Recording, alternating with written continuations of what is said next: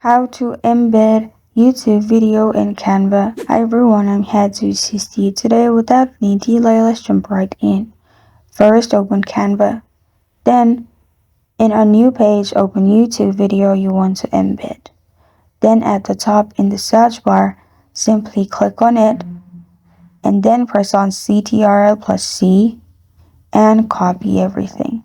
Or you can right click on it and then press on copy. Then go back to Canva and in your keyboard click on Ctrl and V. After you've clicked on Ctrl+V, it will embed in here. You can resize as you want or drag wherever you want it to be, and after you do that, you're good to go. This is how to embed YouTube video in Canva. Thank you for joining me today. If this video helps you out, please leave a like and subscribe for more. Got a question or want to suggest a topic? Comment below. Thank you for watching.